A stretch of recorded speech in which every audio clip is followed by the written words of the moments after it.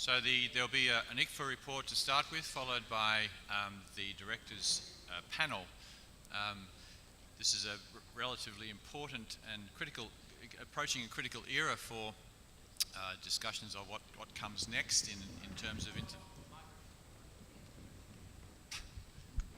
This is an important era for the decision of what comes next in particle physics, and ICFA has been a place where the deliberations are taking place, and Pushpa Bhatt, the secretary of ICFA, will give the report now.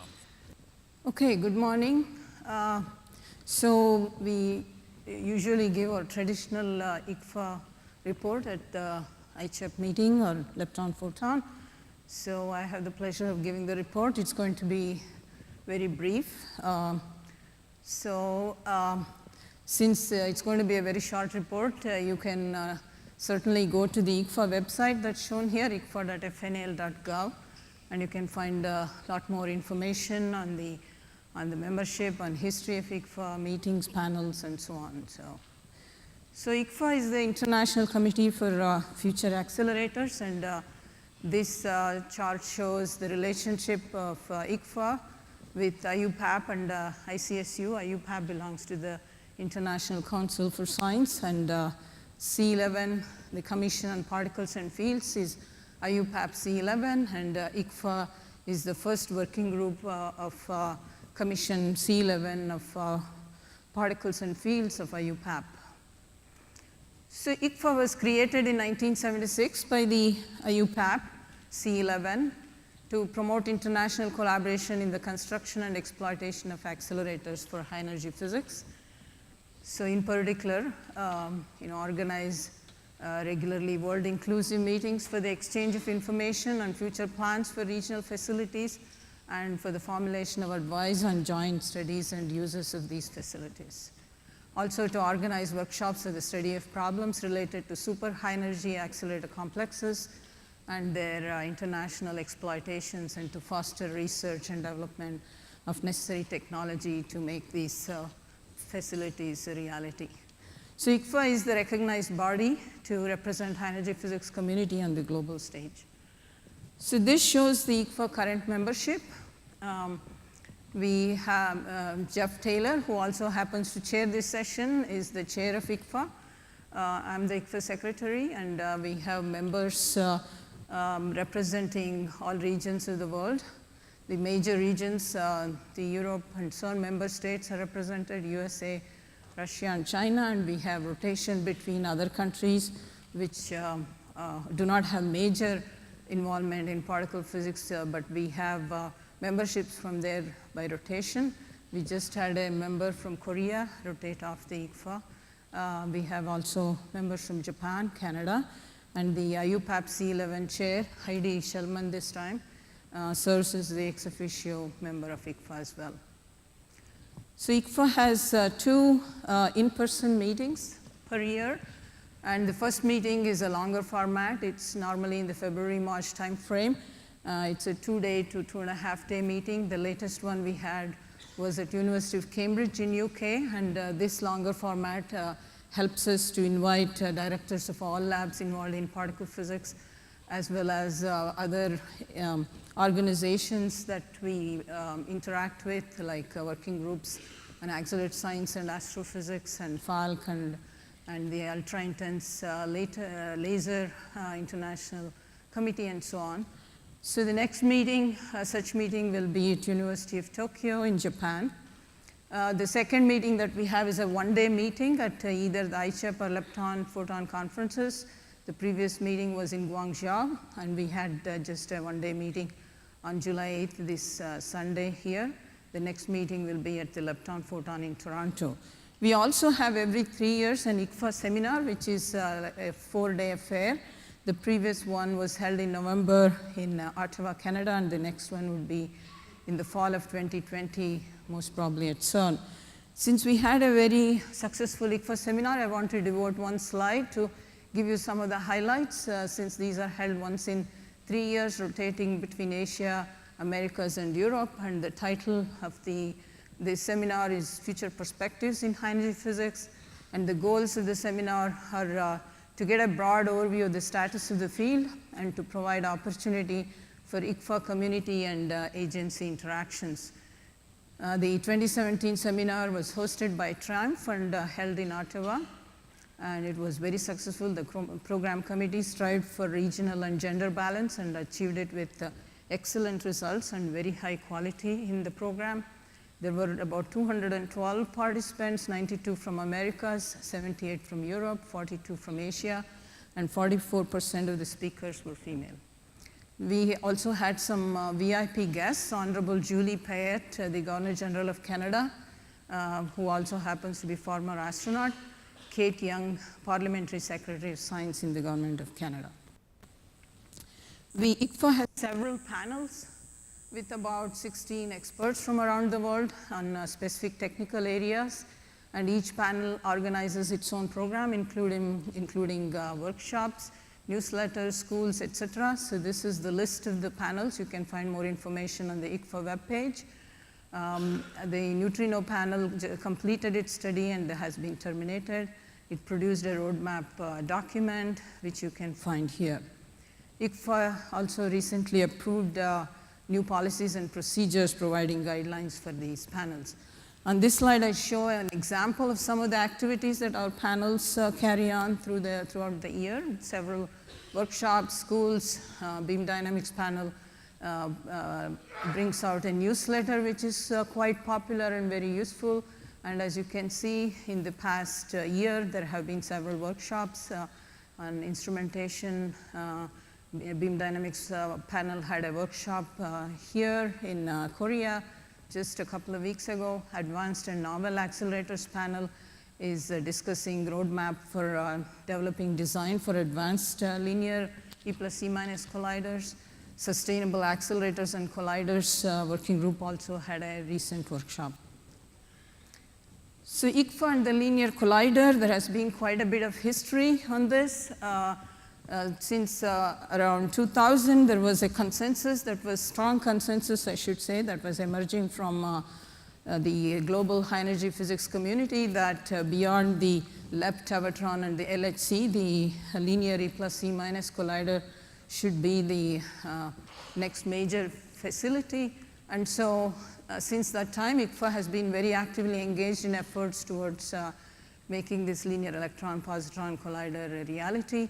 In 2002, ICFA created the International Linear Collider Steering Committee, ILCSC, to promote the construction of a E plus E minus linear collider through worldwide collaboration.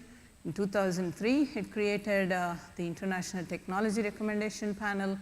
In 2005, the Global Design Effort, GDE, was set up to produce an ILC design and cost estimate. June 2013, GDE delivered this technical design report, including detectors and cost estimates.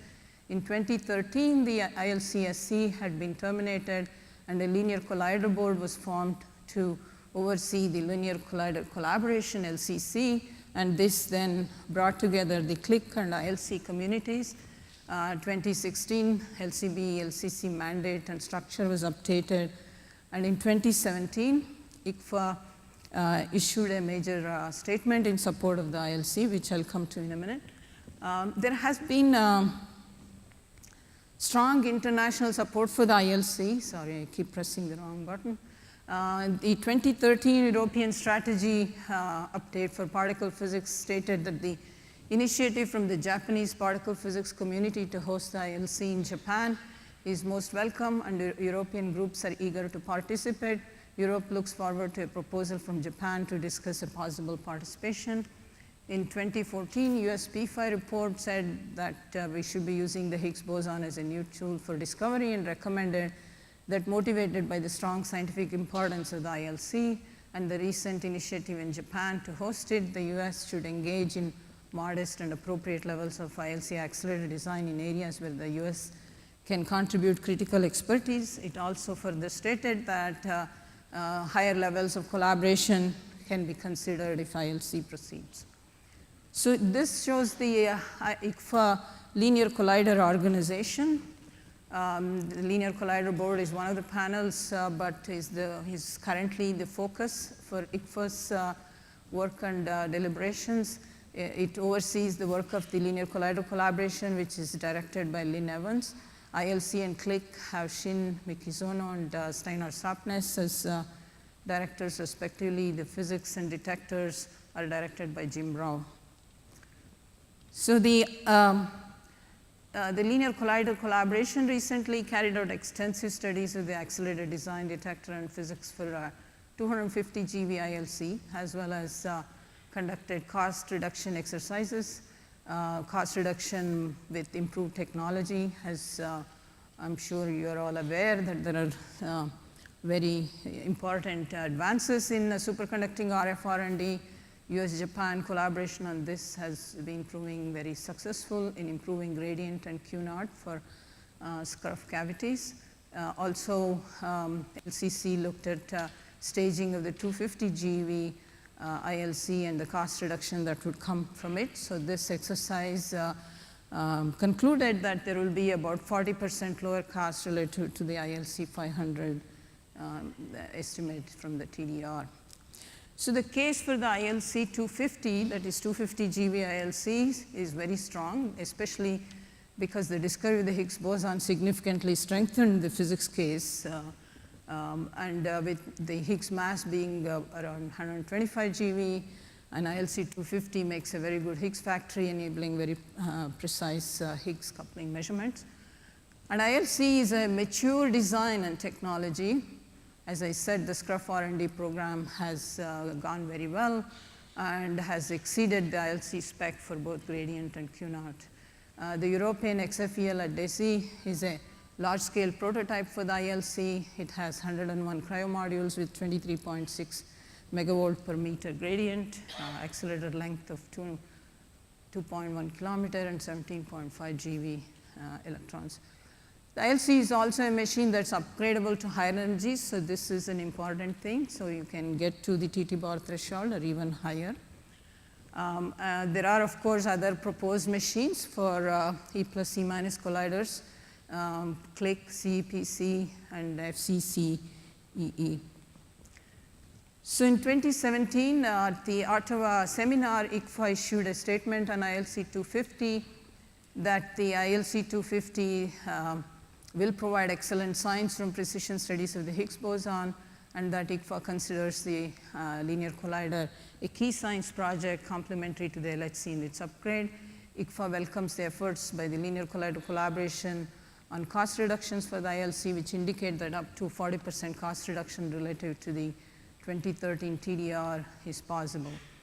ICFA also said that it supports the conclusion of the Linear Collider Board that was submitted to ICFA, and that ICFA very strongly encouraged Japan to realize the ILC in a timely fashion, which is a key phrase, as a Higgs boson factory with a center of mass energy of 250 GeV as an international project led by Japanese initiative.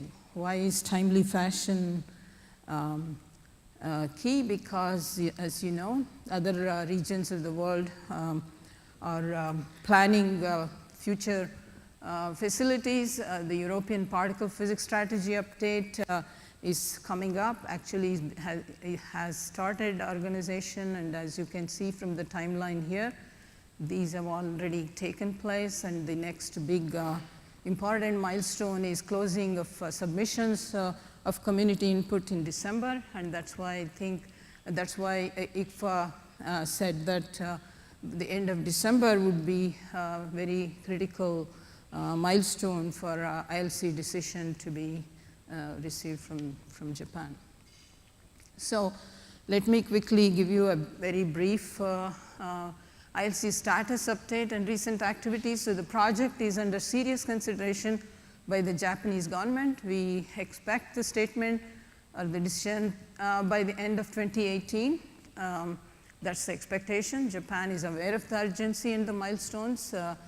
For example, on the upcoming European strategy update, high-level advisory panel and working groups were formed. Many studies were completed and reports have been generated.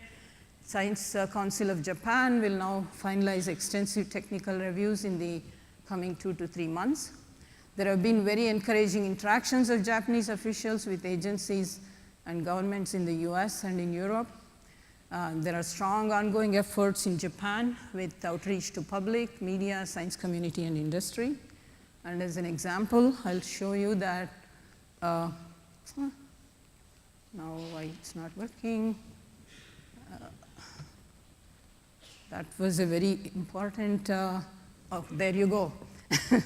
So you can see that there has been interactions and discussions at the highest level of the Japanese government. So this is from April 2013, Professor Koshiba, Lynn Evans, with Prime Minister Abe on discussions on the ILC. And here is another one which is very hot out of the press, July 5th, just last week. Our own Satoru Yamashita, actually in a meeting with Prime Minister Abe and a number of cabinet level officials and ministers in a very serious meeting and discussions on the ILC just last week. So the ICFA view is that we have to have a global strategy that promotes international collaboration and coordination in planning of future large accelerator facilities, providing, of course, regional balance and global benefits. And ICFA is guided by 3 basic requirements: physics drivers, technology, and resources. All 3, very key ingredients. As I said, energy frontier colliders. The key current focus is ILC in Japan. ICFA anticipates deliberations on these other important proposals, CEPC in China, and HELHC, CLIC, and FCC at CERN. And of course, there is accelerator-based neutrino program in US and in Japan. So again, I'm stuck. Oh, here, summary and outlook. It's needless to say that particle physics is a global enterprise. International high energy physics collaborations are thriving in all regions, as seen from presentations at this meeting. And ICFA has an important role in bringing the global particle physics communities together, facilitating planning, construction, and exploitation of future HEP accelerators. ICFA continues to champion the cause of the ILC as a Higgs factory, and the world high energy physics community awaits Japan's decision on the ILC. And I think there are very good reasons to feel very optimistic about the future of our field. Thank you. Thank you, Pushpa. So hi, I'm John Bagger. I'm the director of TRIUMPH, Canada's Particle Accelerator Center in Vancouver. And I was asked to moderate a discussion panel of the 4 directors that you see before you. I was handed some questions by the organizers, and then we also sent out a request to the audience for questions to come in to an email address. So what we have here is a set of questions that really cover the waterfront, that both come from the organizers, but also come from you, the community. So what I will do is start asking these questions. We'll go on, and then hopefully there'll be time at the end to talk about some questions, to address some questions that are sparked by the discussion here this morning. And so we're going to start with 2 lightning sessions, 2 lightning rounds. One round where each director talks a little bit about their lab, the 2-minute elevator pitch about what their program is, and a second lightning round where the directors address the questions that were aimed specifically at them that came from members of the audience. And then we'll talk about some larger issues together after that. Does that make sense? Okay. With that, I hand the floor to Joel Butler, who will be representing the director of Fermilab. Okay.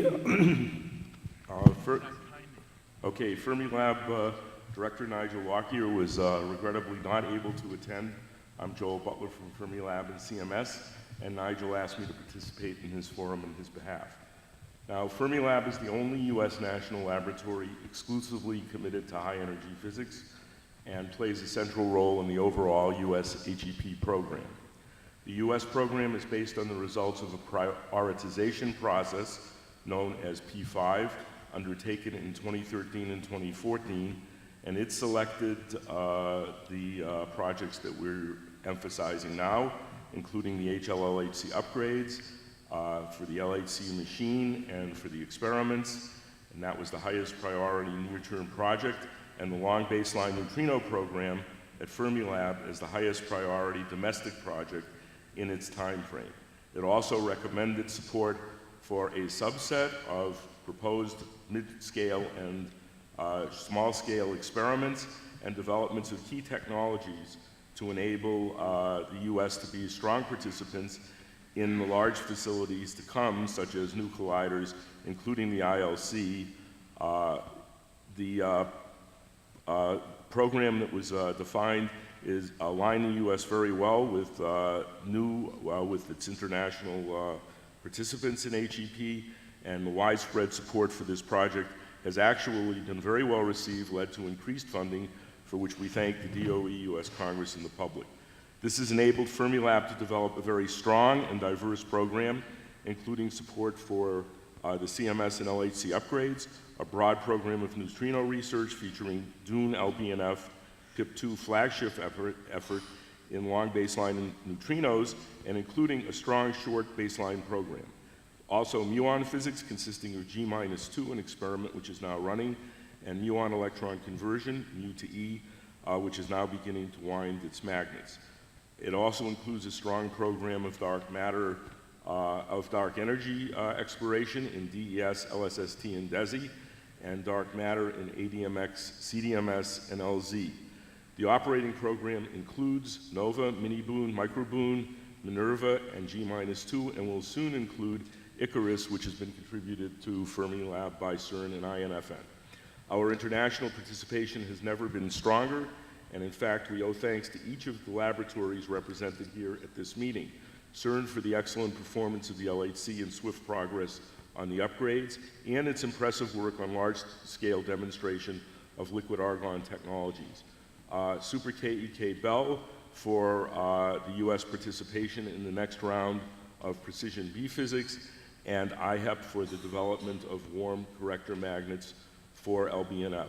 Looking ahead, we are doing R&D on superconducting RF cavities and high-field superconducting magnets. These are the key technologies for future colliders. We await the decision in other nations on hosting collider projects. After the European strategy update in 2020, the DPF will initiate another in-depth study to follow with prioritization process like P5 to choose the next round of projects. So that's where we are. So thank you for the word from the United States, and now passing the baton to Masa Yamauchi to discuss KEK's program. Hello everyone, I'm Masa Yamauchi from KEK. At KEK we have two major facilities for particle physics experiments. Super KEK-B is a very high luminosity electron-positron collider at BB bar threshold.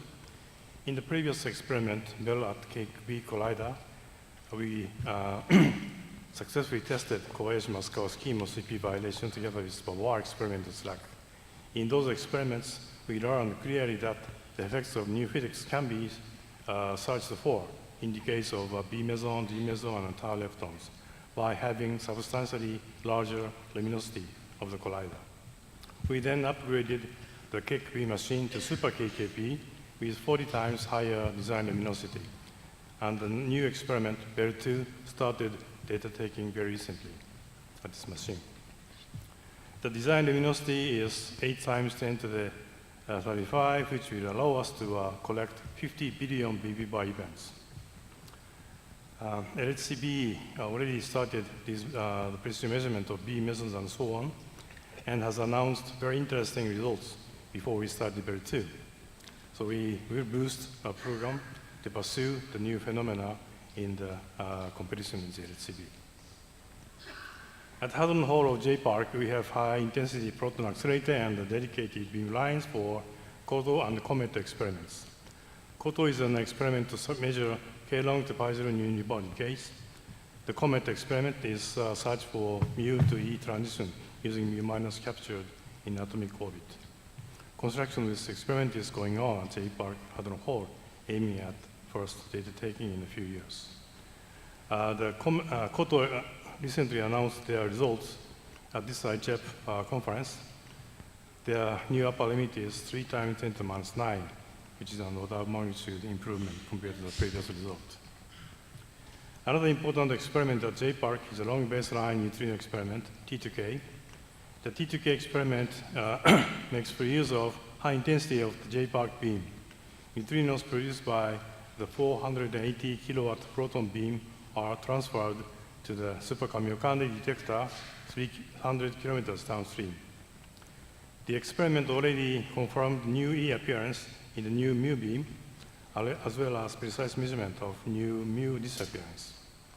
Main interest of T2K is the CP asymmetry in neutrino sector, and as a successor of Super Kamiokande, a larger water Cherenkov detector, Hyper Kamiokande, is being proposed by University of Tokyo. Once this bigger facility becomes available, it is extremely useful to enhance the power of this experiment. Next, I'd like to mention to this ILC program, but it's mostly covered by the previous talk by Pushpa, so I do not repeat them. But I'd like to emphasize that the Japanese government understands very well that a clear deadline is given at the end of this year. Otherwise, we'll miss a chance to be included in the discussion of European strategy update. So we strongly hope a positive decision is given in a timely way, and we are taking necessary actions to push this forward. Thank you. Fabiola, much, much better. Looks pretty much the same. Thank you, John. So I will take a few minutes to summarize the CERN scientific program, physics program, which is based on three main pillars, very much inspired to the 2013 update of the European Strategy for Particle Physics, which will be updated soon in 2019-2020. So the first pillar, of course, is our flagship program, the LHC, the Large Hadron Collider, and its upgrade. I'm not going to say much about this because we heard a lot in the parallel session and in the plenary session, but I would like perhaps to just emphasize that the three main components of the program, the three main instruments used by the LHC program, so the accelerators, the experiments, and the computings, have been really overperforming. So you have seen that the LHC accelerator is now running at a peak luminosity which is twice as large as the design luminosity, so it's 2 times 10 to the 34, with a reliability and a time in physics at the level of 50%. I remind you that a much simpler machine lab had a reliability in physics, time in physics, of 30%, so these are remarkable results. The experiments, we have seen the wonderful results, but also those that you have to think that those detectors were conceived and designed to deal with pile-up at the level of 20 interaction per crossing, and today they're working with 60, up to 60 interaction per crossing. So really, again, a big achievement. And computing, we know how well the grid has been working and dealing also with a large amount of data with a lot of pile-up right from the beginning of the LHC operation. So I would like to stress that we have all to be proud of this achievement. It's a wonderful demonstration that our community can really deliver, and that the money that we are given is well used and with very good results. Now, we haven't found new physics yet, but this is nature's fault, not ours, to state it clearly. Now, the second pillar is a scientific diversity program. Indeed, CERN is not just the LHC. We have a very broad program at the injectors, whose, of course, the injector's main goal is to serve the LHC by producing the beam with the right bunch structure and pre-accelerating them before injection. But each component of the accelerator, the injector chain, has also its own physics program. So we have a radioisotope facility, Isolde, which is used by the nuclear physics community, 600 scientists from all over the world. We have the only dedicated antimatter facility in the world, the anti-proton decelerator, where recently very nice spectroscopic measurement of anti-hydrogen have been produced. We have precision experiments at the SPS and A62, for instance, looking for new physics sitting at a high energy scale through measurement of precise branching ratio of the rare decays, and so on and so forth. We also have a neutrino platform, which has been put in place in order to foster the European participation in long baseline neutrino experiments in the US and in Japan. And the third pillar is the preparation for the future, which itself proceeds along 3 main strands. Of course, very vigorous accelerator R&D, superconducting high-field magnets, high-efficiency klystron, new acceleration technique, wake-field plasma acceleration, and the Wake experiment has recently demonstrated first electron acceleration. The second strand is design studies of future big collider, so CLIC and FCC, Future Circular Collider. And the third strand is the exploration of the future opportunities for the scientific diversity program through a dedicated working group which studies physics beyond colliders. And I would like to stress, to conclude, that this scientific program will not be possible without the participation of physicists, scientists, engineers, and technicians from all over the world. At CERN, involved in the CERN program are 17,000 people, scientists of more than 110 different nationalities, and 30% of these scientists are young people, meaning student and postdoc, and so they are the driving force with their competence and enthusiasm. Thank you. That's a super exciting part, I think, about the CERN program. Moving to the end of the line to Yifang Wang to report on China. So I'm Yifeng Wang from the Institute of High Energy Physics in China. IHEP is the largest research institute for basic science. We have a total of about 1,400 employees, and our total budget yearly is roughly about $300 million. We cover mostly 3 main research disciplines. One is particle physics, another one is accelerator science, and third one is applications using accelerators. So for the applications, we have both the synchrotron radiation facilities and the spallation neutron source. And for particle physics, we cover both experimental particle physics based on the accelerators, underground experiments, and also we have satellites. So we have 1 X-ray satellite right now running in space, and we're actually planning a few more in the future. Coming back to particle physics, we have Beijing Electron-Positron Collider currently running since 2009. And we obtained a lot of physics results from this machine at the Taoqiang Energy Range, and we got a lot of results on the XYZs, hadrons, charm physics, charmonium, and so on. And this machine will continue to operate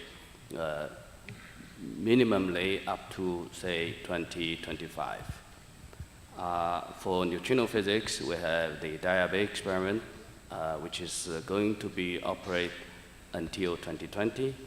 And then afterwards, we hope the Juno experiment could come in line. The Juno experiment is now under construction. We plan to finish the civil construction by end of next year, and then we have 2 years of installation. Hopefully by the year of 2021, we could have the detector running for the mass hierarchy, for the precision measurement of neutrino mixing matrix elements, and also for supernova neutrinos, solar neutrinos, geoneutrinos, etc. We have also experiment in high altitude for cosmic ray physics, and also we're planning for a cosmic ray detector in the space station, in the Chinese space station. Hopefully it could be launched in the year of 2025. So these are all the main programs, and we are currently planning operating. And I believe that you are all very much interested in the progress of CEPC. So we had the proposal of the CEPC since the year of 2012, and we had the pre-CDR completed in the year of 2015, and now we have our CDR almost completed this summer. We have already internationally reviewed for the CDR of accelerator part, and the detector and physics part will be finished by roughly September of this year. And we got substantial support from the government for the R&D, so we have quite a number of projects going on for both the accelerator and the detector. For the next step, we hope that we can get the government support for so-called Large China Initiative International Science Project. So this was a guideline issued by the government at March of this year to support this kind of science project. Has to be international. So we hope that we are able to, the government is not yet decided when they are going to call for proposals. The expectation is by end of this year. So we hope that this proposed call for proposal could happen, say, maybe in the fall of this year, and we hope to be included in this preparation kind of program.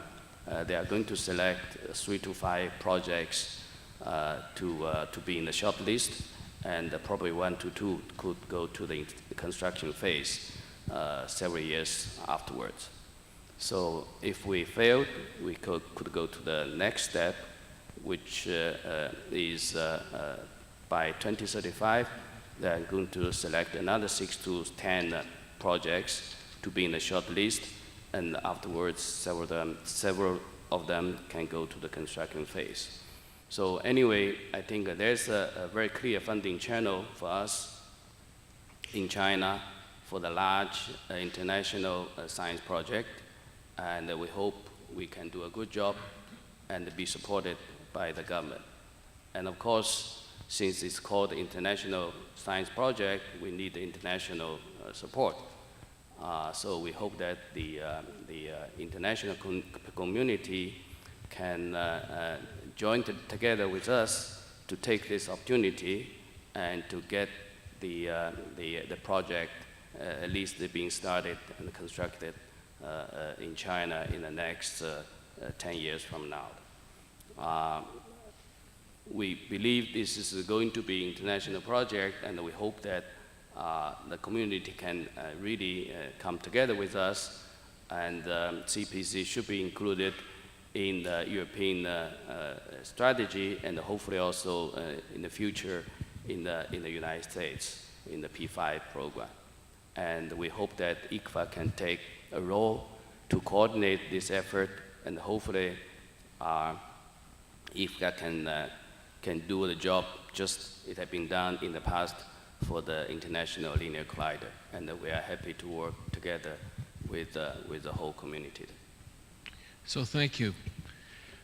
So we were given a series of questions aimed at each director. Many of them came from the audience. Many of those questions actually were answered during those elevator speeches. So what I'd like to do is go down the line and ask each director to pick their favorite question of the list that they were provided, provide a 1-minute answer, and then we can get going. Because these are essentially elevator speeches, and it reminds me actually of Nigel Smith, the director of SNOLAB. He had a visitor, a distinguished visitor, the Science Minister of Canada, and he'd prepared his elevator speech to tell her on the cage ride down, and the cage got stuck, so he had 30 minutes for his speech. But we do not. So, Joel, any questions that you'd like? And if you don't, that's fine too. We'll pass and you can come back. Masa? Yeah. I'd like to discuss a little bit about competition between IRC and Hyper-K in Japan. Hyper-Kamiokande in Japan.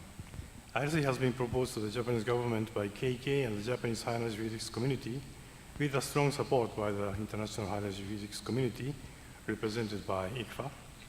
While Hyper-Kamiokande is being proposed by the ICRR laboratory of University of Tokyo as a successor to the Super Kamiokande existing water channel detector.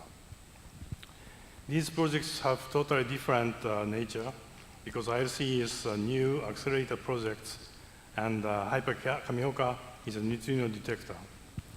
And source of money will be very much different. as far as I understand, they are being considered by the government in separate context. ICFA requested the Japanese government to come up with the conclusion of ILC by the end of this year, and the time frame of hyperkamioka discussion is similar to this. So personally, I have a feeling that it is unlikely that the two major particle physics projects are approved at once in the same year in Japan. But obviously, they are not options we choose one from. I support both projects strongly, and with the hope that both approved in a similar time frame. Yeah, so thank you for that actually very important statement. Fabiola? I'm going to answer very quickly, so perhaps I can address all of them. 1 minute. So one of them is when the decision on the next CERN facility has to be finalized to proceed smoothly from ILUMI construction to the next project. So I will say at the time of the next but one European strategy, which will be around 2026, then in order to be able to have a new facility, be it CLIC, be it a future circular collider by 2040, so at the end of ILUMI, a few years after, then we need construction in the second half, to start construction in the second half of the next decade. So we need to start we need a decision in 2026. Another question, with Brexit and other European challenges, how strong CERN member states are committed to continue to support CERN? Very good questions, because I remind you that the European Strategy for Particle Physics in 2013, one of the main statements is about the European model of funding. So the sustainability of the funding in Europe, the continuous funding that has allowed Europe to have a prominent role in particle physics. So I would like to reassure you, first of all, that UK is strongly committed to CERN. We see it in council meetings where the UK is always very strongly engaged, but also that all the member states are very supportive, and I would like to thank them very much. Just give you an indicator of that. This year, by the end of June, we had received 98% of the member state contribution to the CERN budget, which is really a record. Usually the contribution arrives, 98% is by the end of the year, and this year we had this contribution already at the end of June. Can I go through the other questions? So this one is very easy. If no new discoveries are made by LHC experiments by around 2030, does it make sense to run LHC for another 7 years to double data set? The answer is yes. And then, I can elaborate, of course. In order, the high luminosity LHC program has very, very good goals. It will allow us to improve the measurement of the Higgs coupling from 10-20% from the standard nominal LHC to 5 to 10%, even lower than 5%, 2% in some cases. It will allow us to measure with very high precision X2 mu mu. It will allow us perhaps to reach an observation of the self-couplings double X production at the level of 3 sigma. It will push a little bit the mass reach, and this can only be achieved with the full statistics of ILUMI, 3,000 inverse femtomar, or even 4,000 if the machine overperforms as we all expect. And I'm sure if we go, it will still be at ICFA in 2030. I don't know if I will still be there, but many of you will be. I can bet that the speakers will conclude their talks as we heard today, we need more data. So this is really something. Thank you. Yifeng? I actually already answered most of the questions, but there's one I missed, is the site selection. You probably heard from Shinzo yesterday, we had 5, 6 different candidates for the future CPC site. The reason we try to get a number of candidates in our hands is that the construction is going to happen at least 5 years from now, and a lot of things could happen in the 5 years. So we need to ensure that we have enough support from the local government, and the condition is maximized at the moment when we start construction. So we are not going to make any decision starting from now all the way up to the beginning of the construction. So the decision will be made when the construction starts. Thank you. Joel. Okay, questions for Fermilab were if Japan decides to host the ILC, will Fermilab participate? In similar questions about EPC and click. I more or less answered that question already, but let me make one point. Of course, we've positioned ourselves with a process to get broad consensus between all the different elements of US particle physics on what the right thing to do is so that it will have the kind of broad public support that it needs. Having said that, timing is very, very important for us. There are, many of our projects are now well along. Many projects throughout the US and other sciences are well along, and there will be an opportunity, a time slot if you like, for joining new projects. And that time is approaching. So it is very important for us to understand the sequence and options provided by the international community so we can get the kind of alignment with the international program that we feel that we have now. So that's the answer to the first question. It says, is Fermilab planning to propose large accelerator-based facilities in the US after the construction of neutrino long baseline experiment is finished? And the answer is, yes, we are. Certainly the neutrino program already has upgrade paths. The exact path and the kind of commitment to it will obviously depend on the unfolding physics over the next few years.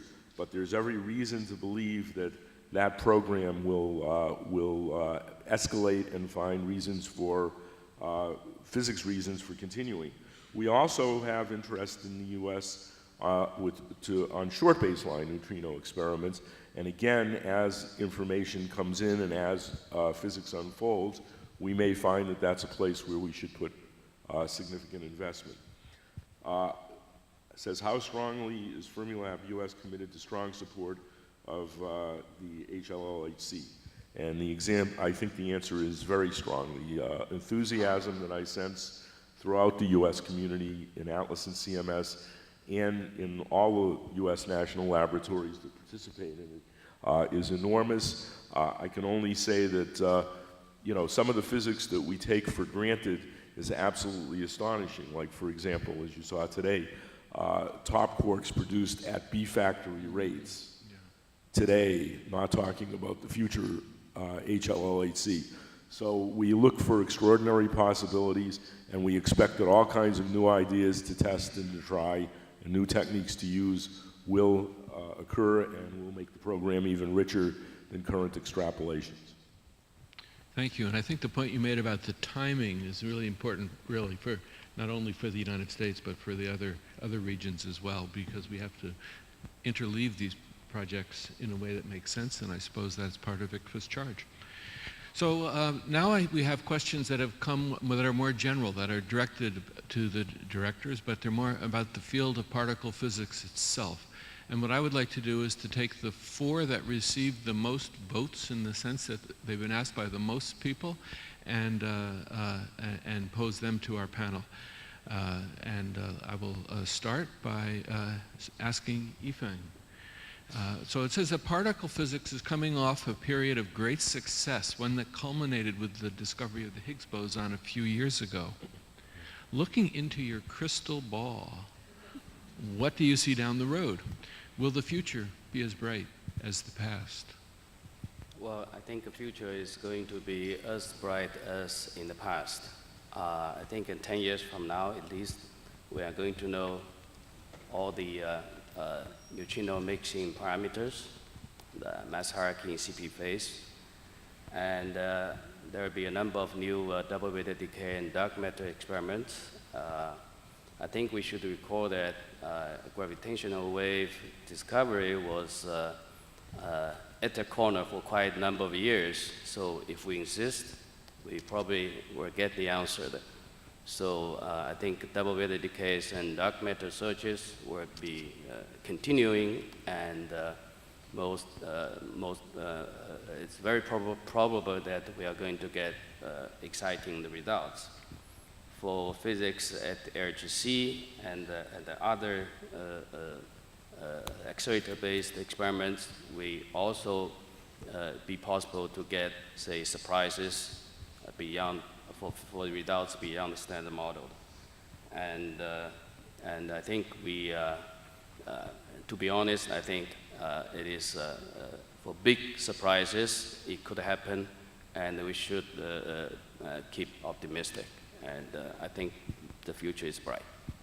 So does anybody disagree with that? Anybody have anything to add, Fabiola? You have something? Okay, no? Good. Thank you. Thank you very much. I think we all agree, at least at this table, and I hope in the room. So Joel, our science is hard. So we need the best talent we can to progress. And please tell us one way Fermilab has improved accessibility by increasing the diversity of its workforce, in particular for women and minorities and people with disabilities. And what more might we do in the future? Okay, well, I have a long career at Fermilab, and I can certainly tell you that the complexity of experiments has increased. One day I suddenly realized that the experiment that I worked on for my thesis, which was one of the most difficult and complex ones at Fermilab, had fewer channels than a single pixel chip in CMS or Atlas. So we do need the best brains we can get. We cannot afford to exclude any significant fraction of the workforce that might provide the answers to our questions. And what Fermilab is doing is simply paying huge amounts of attention. The appointments process, which I've been on the appointments committee 3 times in the 80s and early 90s, around the year 2000, and then around 2012 or 13, and the attention to being, first, fair to everyone, evaluating everyone in a sensible and mature way. Secondly, being mindful where close choices exist, that these things have systematic errors, and not use them to discriminate against minorities, to be fair, and to actually be generous, because diversity actually improves the workspace and our ability to do things. So I think those things have all been done. I cite for the LHC program, the LPC Center, the LHC Physics Center at Fermilab, which reaches out all over the world to bring people in and to send people out to have inclusiveness in the US CMS program. So that's my answer. And so Fabiola, I've noticed that CERN is especially aggressive as well. Can you speak? Well, I would like to give an example. If you want to be really serious about diversity, I think we also need to invest some resources. So recently we have started to think on how, and put in place some measure on how to attract people with disability or special needs, and our program has been considered very, very interesting and has been funded also by a grant of the European Commission. It requires putting in place not only some special supervising resources, but also special infrastructure, special computing resources. So we are really working in a very important, very say serious way in this direction, and I hope that in a few months or a couple of years, perhaps we can report good progress in that direction. So at Triumph, we're actually trying to restructure our job categories as well so that they're broad, so that when we search, we can bring in a big class of people rather than have a very narrowly targeted search for which typically there's no diversity in the pool. Because in the end, we have to build a laboratory that looks like Canada, and Canada is a tremendously diverse place, and it's essential both for our science but also really for our support in society. So Masa, a question came in that says that many young researchers and graduate students are concerned about their future job prospects, naturally. How can we ensure that they'll have a successful career, either in our field or in the world at large? Yeah, the most efficient solution to this job issue, is to start a new big project. And of course, IC can serve as an excellent solution to this problem. But in addition to that, there's no doubt that accelerators have been the engine to propel basic science forward, not only in the area of particle and nuclear physics, but also by providing research methods indispensable for material science and understanding of life phenomena. accelerators are making a breakthrough in several critical aspects and continue to play a vital role as a powerful engine expanding the frontiers of new basic sciences and applied research. I believe that accelerator-based research has a bright future, and young people can find their career there if you can be a bit flexible. Thank you. Any other ideas? So we're being pretty intentional about trying to expose young people to a variety of things, ranging from to the science, to the skills they need to develop, to the ability to talk to people in other disciplines, to the ability to work with people across fields, because those really are very important for our science, but they're also really important for jobs in society as well. And I think people can be superpositioned for jobs and snapped up wherever they may be. Okay. And the fourth question is for Fabiola. So what's the best way to answer the question from family and friends? What are the practical applications of your work? The usual answer is that we advance technology as a byproduct of our research, but I think that's a weak argument. Is there a better one? It's not the easiest question, but I think the person who asked the question is right. So there are two ways of addressing the question of the impact of our research on society. One is the one that has been mentioned.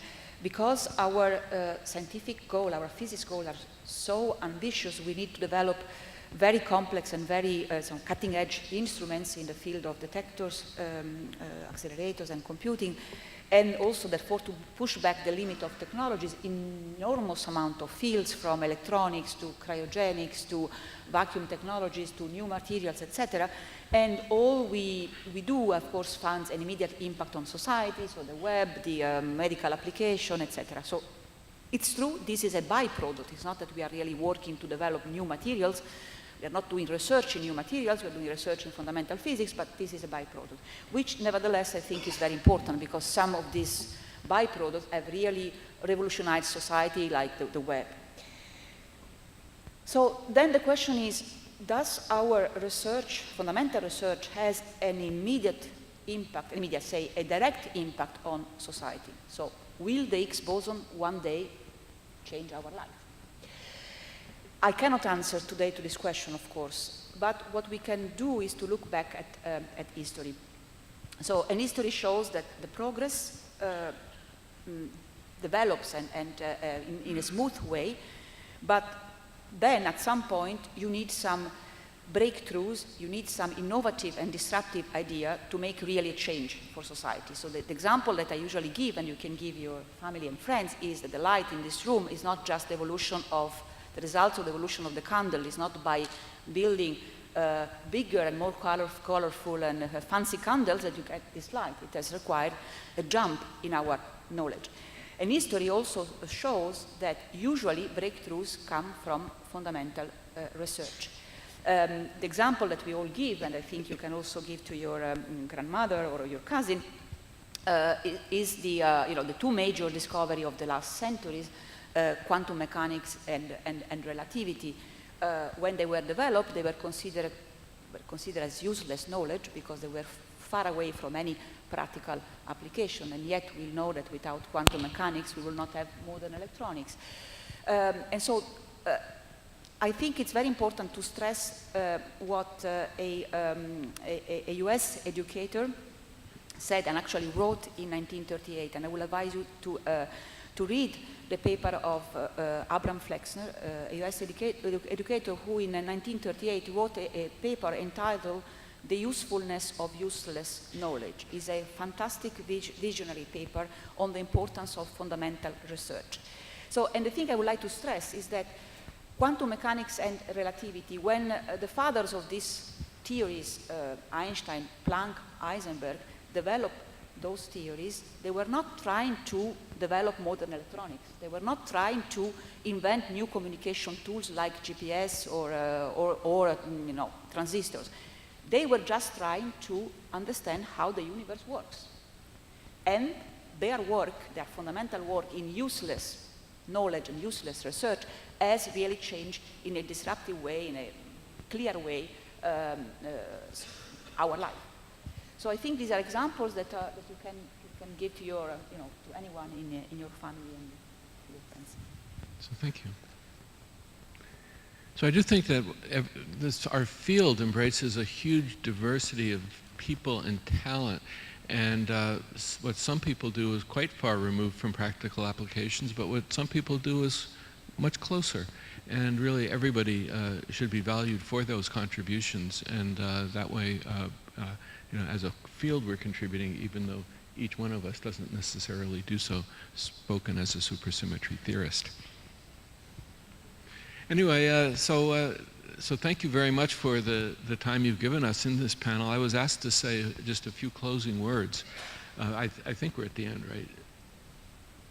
But it's supposed to end at 12:30, something like that, yeah? Yeah. So the first thing is I'd just like to remind you that what you do is important. Of course the science is important, but frankly, I think what our field does is incredibly important in this day and age. We're really a beacon of light and hope to the world. I mean, if you think of the reason CERN was founded in the ashes of World War II, to the role that physicists played during the Cold War, I think we're being called to play a similar role today in a world where the walls between countries are going up. We are a force for the global good. Our values matter, and we shouldn't forget that. I think it really is maybe more important than our science. But also our science is quite compelling. So in the answer to the first question, I'm fully on board with the idea that particle physics is just beginning. Right? We understand now kind of, 4% of the universe, right? There are great mysteries out there. And so I have really great hope and great faith in human ingenuity. Because now we're getting close to being freed of the tyranny of the MSSM, and that we can be free to embrace the challenges before us. And finally, I have some cheap advice. And if that really first is to be creative and embrace diversity, and what I mean by that is not necessarily, gender and disabilities and so forth. I really mean intellectual disability. I mean, intellectual diversity. Forge your path. Forge your own path. We have big questions in front of us. The nature of dark matter, dark energy. We don't have a clue to the answer. So it's really going to require people being creative, probing, providing experimental clues, providing theoretical insights, supporting each other. So be creative, embrace diversity, and take responsibility. And what I mean by take responsibility is don't forget your sponsors. Talk to your neighbors. Tell them why the field is exciting. Tell them why it's useful. Tell the government if you're asked. And if you see somebody trying to commercialize our work, support them. Because again, that is really how science has impact, is through the commercial world. So I just think it's incredibly important for us not to live in a bubble, for us to connect our science to society. We have a great story to tell as a field, and I think we should be proud to tell it. Thank you.